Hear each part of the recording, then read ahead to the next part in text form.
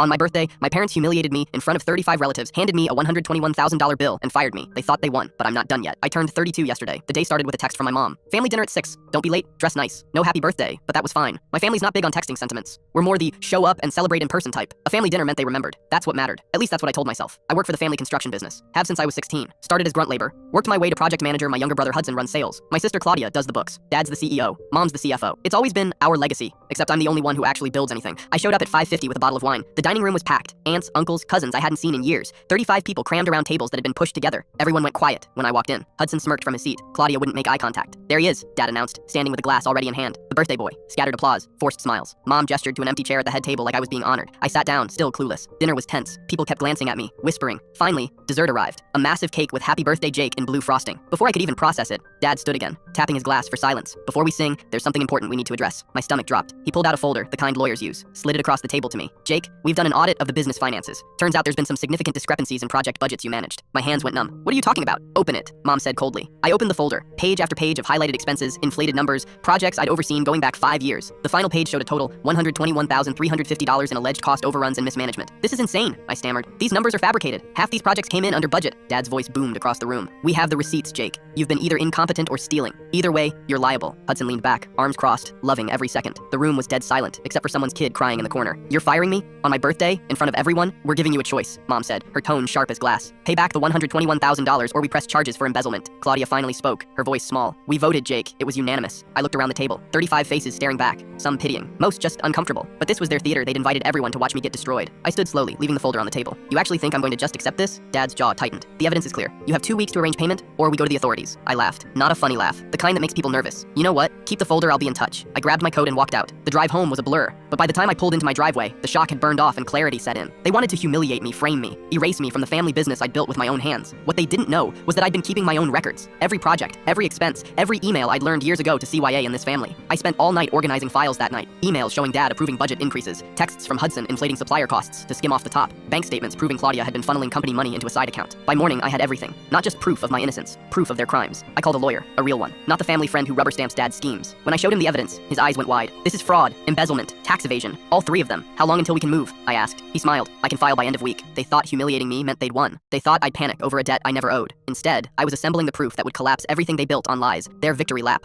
was just the starting gun. 3 weeks later, federal agents raided the business at dawn. Dad kept calling about loyalty. I let it ring. By noon, all 3 were in cuffs, and the evening news even had their mugshots. Marcus texted, "You destroyed the family." I answered, "You did that at my birthday dinner," and blocked him. The company went to auction. I bought it for pennies on the dollar, rebuilt it under a new name, and staffed it with people who actually knew how to build things. Last week, Dad mailed me a letter from prison asking for commissary money. I just framed it next to the birthday cake photo.